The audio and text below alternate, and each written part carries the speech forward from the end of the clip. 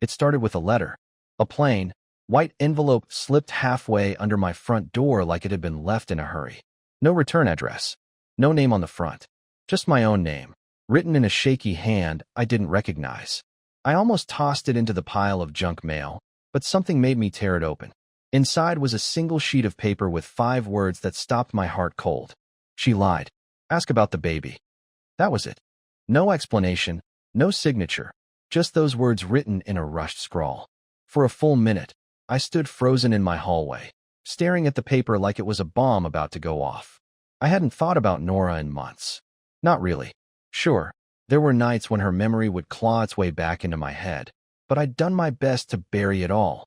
The betrayal, the humiliation, the way she walked out of my life without a second thought. And now this letter. I didn't even know what to do. I paced the living room for hours, turning those 5 words over in my mind. Ask about the baby. What baby? Was this some sick prank? Was someone messing with me, knowing how much her leaving had broken me? The worst part? I couldn't stop thinking about the last time I saw her. That rainy night when she told me she was pregnant by another man, and I stood there, drenched and shaking, watching the woman I loved pack her life into a suitcase. I thought I had moved on. But that letter, those 5 words, they cracked something open inside me that I didn't want to feel again. I barely slept that night. Every creak of the house sounded like someone slipping another letter under the door. By sunrise, I made a decision. I had to see her. I had to find out what this was about, even if it ripped open every old wound I tried to stitch shut. And that decision is what led me to the mall 2 days later, where I saw her for the first time in 2 years. I swear, if I had known what I'd find out that day, I might have burned that letter instead. 2 days later, I found myself standing at the entrance of West Haven Mall, palms sweating like I was about to step into a courtroom rather than a shopping center. I didn't have a plan, just a gnawing need to see her, to find out if that cryptic letter meant anything or if I was just losing my mind. My heart pounded in my chest as I walked past the glossy store windows, the smell of cinnamon pretzels and coffee filling the air. I hadn't been here in years, but every step felt like I was marching towards something inevitable. And then I saw her. Nora. She was standing by the fountain near the center of the mall, holding a paper shopping bag in one hand and a little boy's hand in the other. My breath caught. He couldn't have been older than 2. His dark hair curled slightly at the ends, and he wore a bright yellow jacket. Something about him, maybe the shape of his face, maybe his eyes, made my stomach twist into a knot. For a second, it felt like I was looking at a ghost version of myself as a kid. I froze. I wanted to turn around and leave, but my legs refused to move. My mind was screaming, "What are you doing here, Frank?" But another voice, quieter and meaner, said, "You came here for answers. Don't back out now." She spotted me before I could decide. Her face went pale, and for a brief moment, it looked like she'd seen a specter. Then, in a flash, her expression hardened, like she was bracing for impact. "Frank," she said, her voice low but sharp. "What are you doing here?" I couldn't answer right away. I kept looking at the boy, who was now hiding shyly behind her leg. My throat was dry, but I managed to say, "Is that?" "Don't," she cut me off, her tone almost trembling. "Not here. Not now." There was a long silence between us, the noise of the mall blurring into nothing. I felt this overwhelming mix of anger and sadness boiling in my chest. I wanted to yell, to demand the truth, but I couldn't bring myself to make a scene in front of that child, her child. Finally, I said, "We need to talk. You owe me that much." She hesitated, glancing around like someone might be watching us. Then, with a sigh, she handed the boy a lollipop from her bag and told him to stay close. She stepped toward me, her voice barely above a whisper. "There are things you don't know, Frank. Things I never told you. But if I tell you now, you'll hate me more than you already do." I didn't know what she meant, but I knew I wasn't leaving without finding out. "Try me," I said. She stared at me for a moment, as if deciding whether I could handle whatever truth she was carrying. Then she said something that made my blood run cold. "The baby you think I had with him, it's not what you think. And if you don't believe me, you should ask yourself why someone would send you that letter." Before I could say anything, the little boy tugged at her hand, and she gave me one last look, a look that felt like both an apology and a warning, before walking away. I just stood there, the world spinning around me. That letter, her words, That boy who looked too much like me. It all started to connect in ways I didn't want to believe. I left the mall that day in a daze, my mind spinning like a tornado. I didn't even remember walking back to my car, but I do remember sitting behind the wheel for what felt like hours, staring at my hands as if they could give me answers. Nora's words kept replaying in my head. It's not what you think.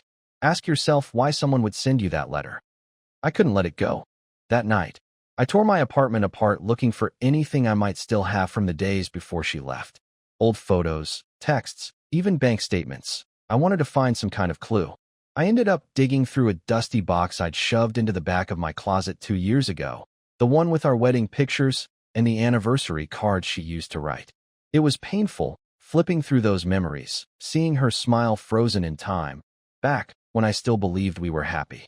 Then I found something I'd forgotten about entirely, a small journal she used to keep. Nora was always writing in it late at night, claiming it helped her clear her mind. I hesitated to open it.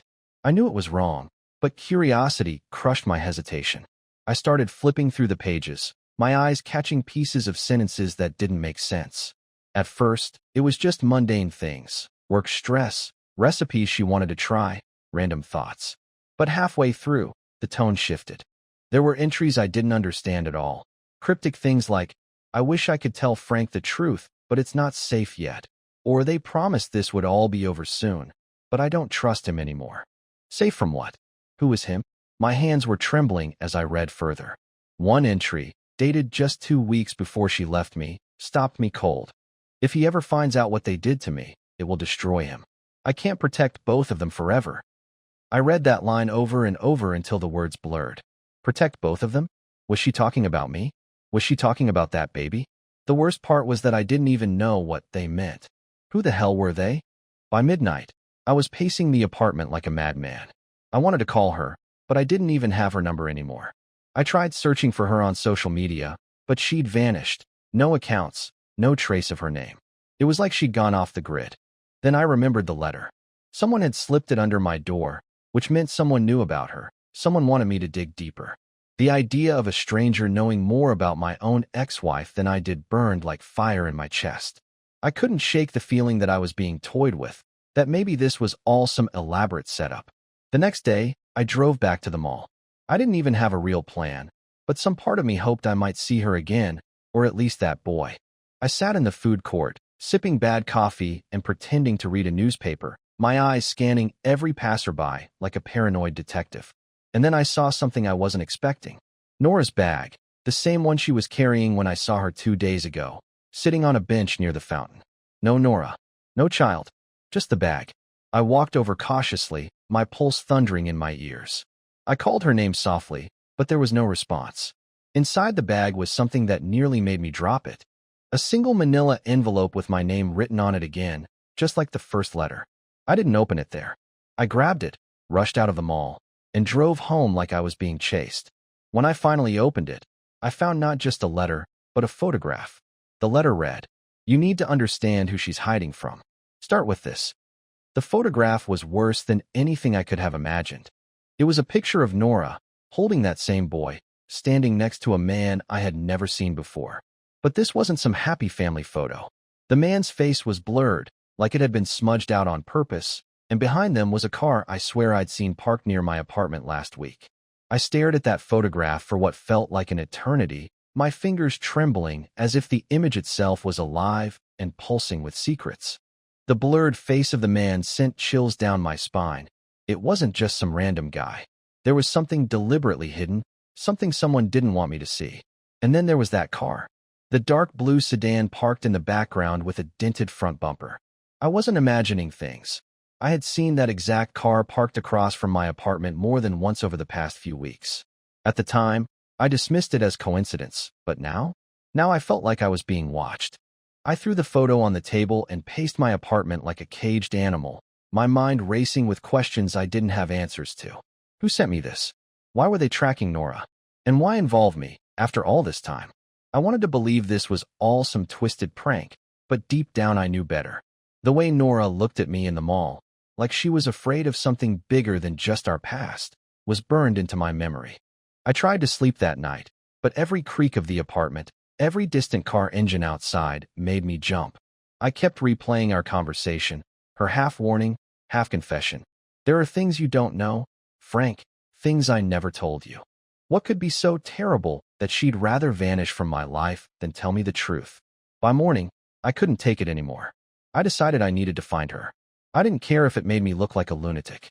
I started with the mall.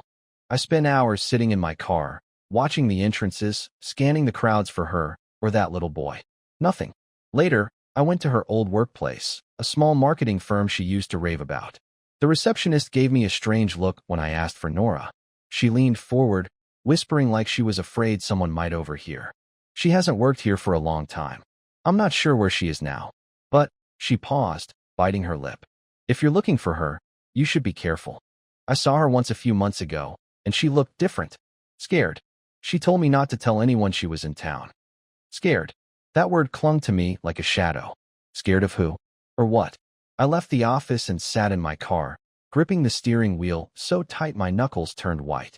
I felt like I was standing at the edge of something dark and deep, and every instinct told me not to jump. But I couldn't stop myself.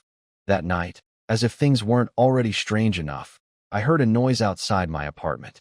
I peeked through the blinds and nearly stopped breathing. The same dark blue sedan was parked across the street, engine idling. I couldn't see the driver's face, but I could feel the weight of their stare, even from across the road.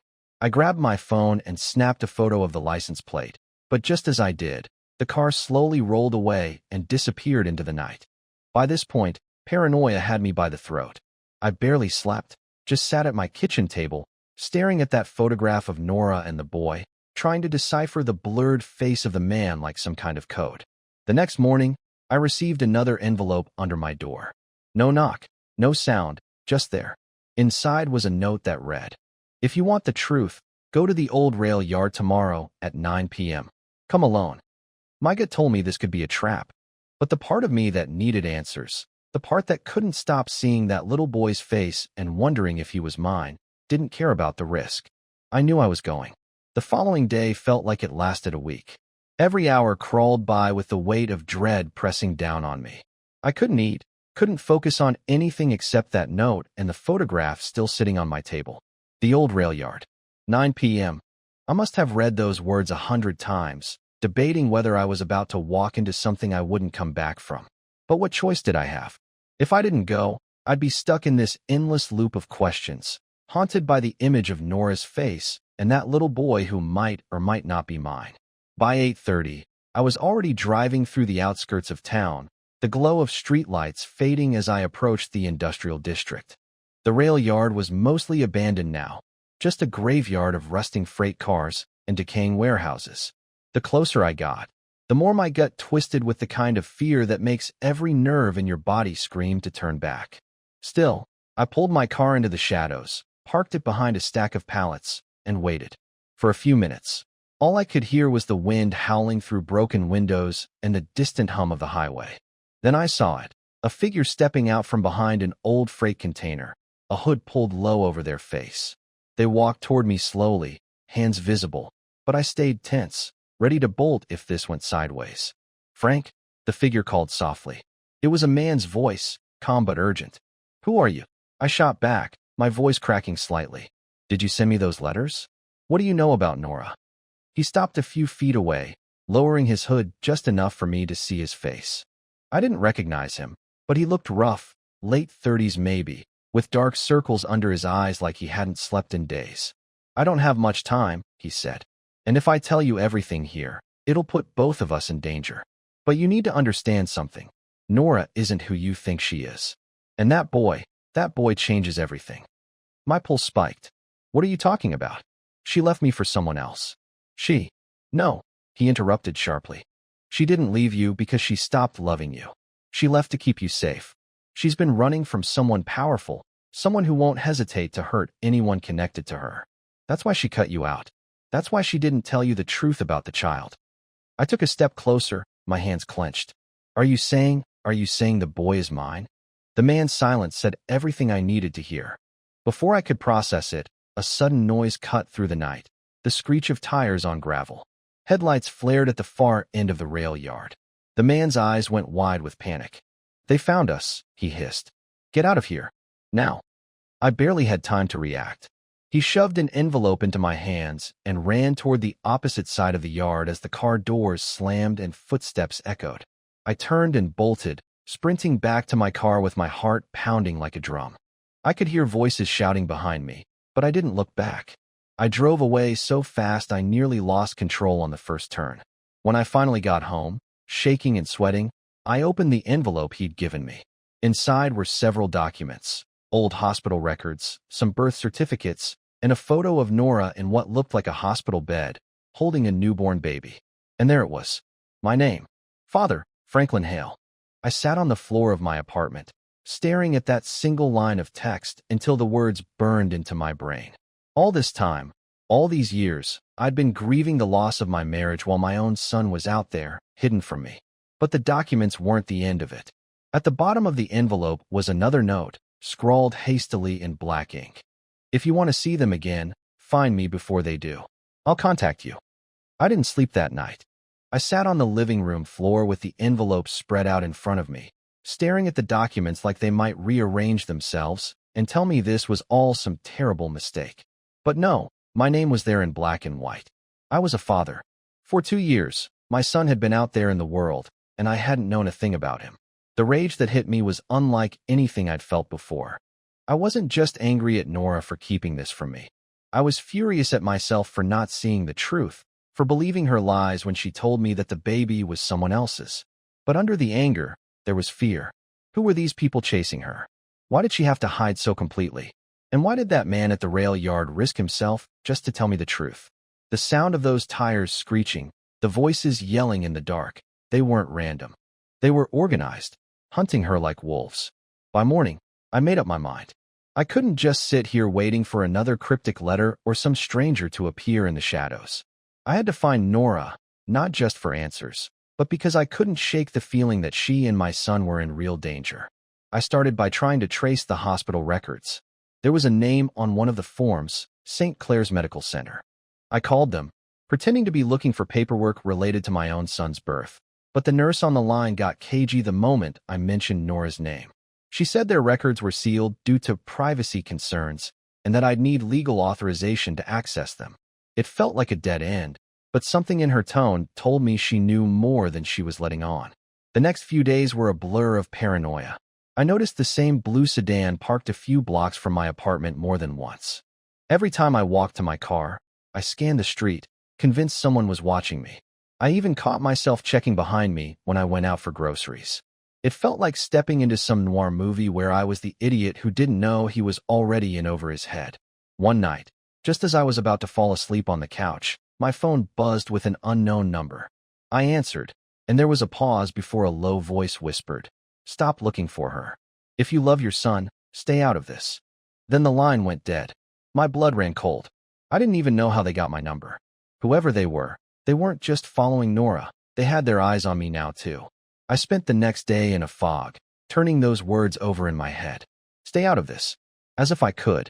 I'm not proud of what I did next, but desperation has a way of pushing you into corners you never thought you'd go. I tracked down one of Nora's old friends from college, Samantha. We'd barely spoken since the divorce, but when I showed up at her bookstore and told her I needed to talk about Nora, she didn't kick me out. "Frank," she said quietly, looking me dead in the eyes, "if you're mixed up in whatever Nora's gotten herself into, you need to understand something. It's not just about you anymore. The people she's hiding from, they don't stop. They don't forgive." I pressed her for more, but she wouldn't say much. All she gave me was a warning and a scrap of information. Nora had been spotted about 3 weeks ago near an abandoned motel off Route 11. That night, I drove out there. The motel looked like something out of a horror movie. Half the windows were broken, the paint was peeling, and the neon sign was dead except for a faint buzzing sound.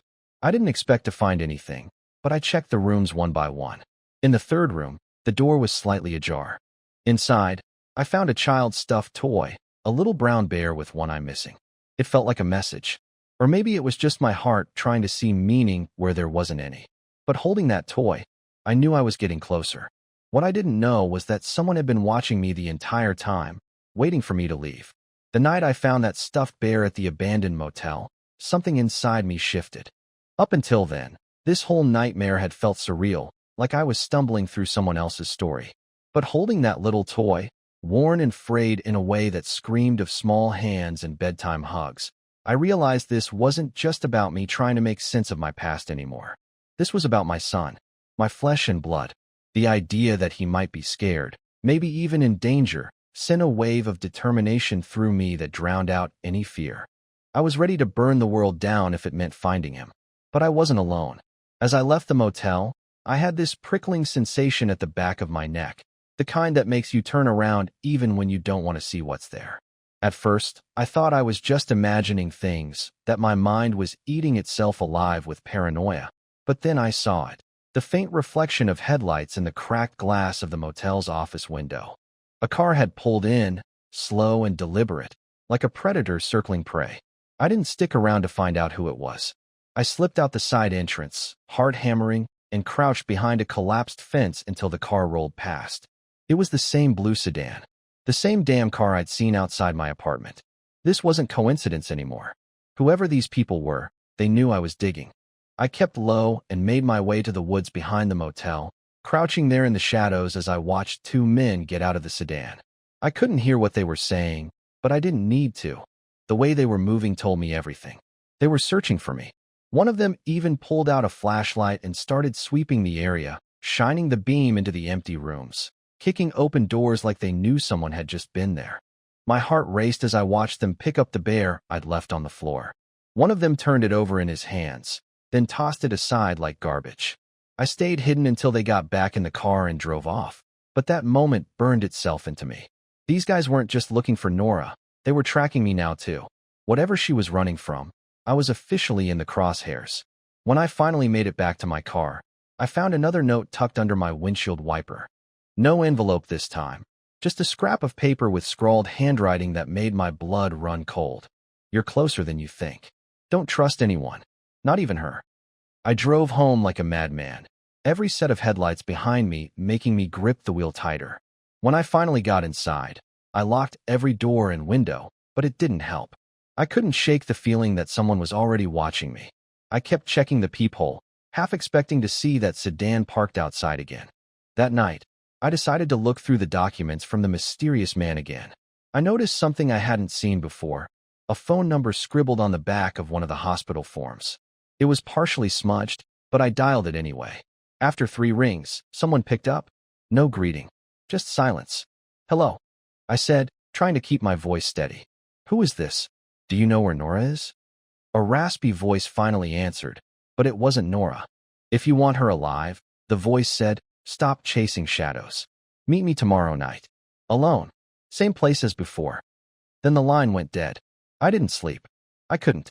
I spent the entire night thinking about that voice, those men at the motel, and what it meant that someone thought I couldn't even trust Nora. What the hell had she gotten herself into?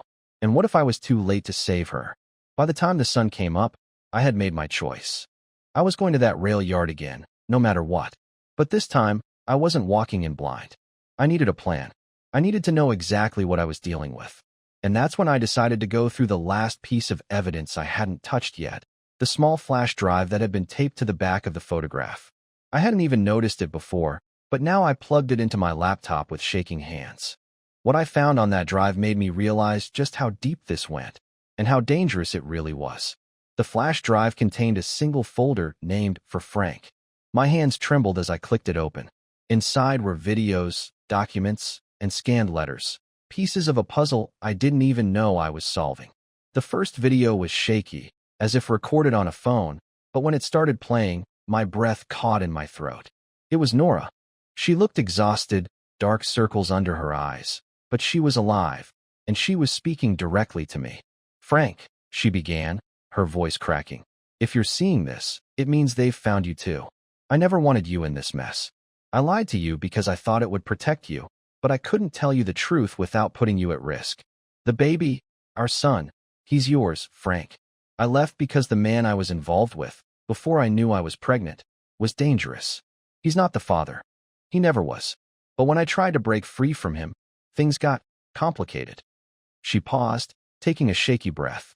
These people I'm running from, they're not after me because of you. They're after me because I saw something I wasn't supposed to see. I got tangled up in something I didn't understand, and when I tried to back out, they made threats. I thought the only way to keep you safe was to disappear. But now, if they've come for you, we need to end this. Together. I watched the video 3 times, the weight of her words settling over me like a heavy blanket. She wasn't just running from me. She was running from people who wanted her silenced. And I wasn't going to let them take her or my son. The next night, I returned to the rail yard, heart pounding, but mind sharper than ever. This time, I wasn't just there to listen, I was there to fight for them.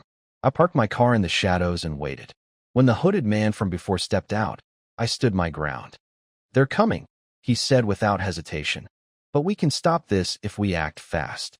Nora is ready to come out of hiding, but she can't do it alone. She trusts you." "Where is she?" I demanded. "Close, but you need to get her out tonight." What followed felt like something out of a thriller movie. We met Nora at a safe house hidden off an old country road. When I saw her step out with our son clinging to her hand, my chest felt like it might cave in. I didn't care about the past anymore. I didn't care about the pain or betrayal. All I saw was my family, the family I didn't know I still had. The hooded man explained everything in a rush. Nora had witnessed a crime involving someone powerful, and they had been trying to silence her ever since. The documents and videos on the flash drive were evidence, enough to put those people behind bars. He had been working with her in secret to gather proof, and now, with my help, we had enough to finally expose them. We drove through the night, heading for a contact he trusted, someone in law enforcement who could keep Nora and our son safe. I held my boy for the first time in the back seat of that car. He had Nora's eyes, but my smile. When he looked up at me and said, "Are you my dad?" in a small, uncertain voice, I felt tears burning my eyes. "Yeah," I whispered. "I'm your dad, and I'm never letting you go." The next few weeks were a blur of police interviews, court filings, and endless fear that something would go wrong. But in the end, the evidence was enough. The people chasing Nora were arrested, and she was finally free. We didn't get back together right away. There was too much pain, too much history. But we talked. We talked like we hadn't in years. And one night, while our son was asleep, Nora looked at me with tears in her eyes and said, "I never stopped loving you. I just didn't know how to keep you safe." I pulled her into my arms, and for the first time in what felt like forever, I believed we had a future. It wasn't going to be easy. We'd have to rebuild everything from the ground up. But we had something worth fighting for, our family. Now, months later, I'm sitting on the porch with Nora, watching our son chase fireflies in the yard. She's safe. He's happy. And me? I feel like I've been given a second chance I never deserved, but will never take for granted.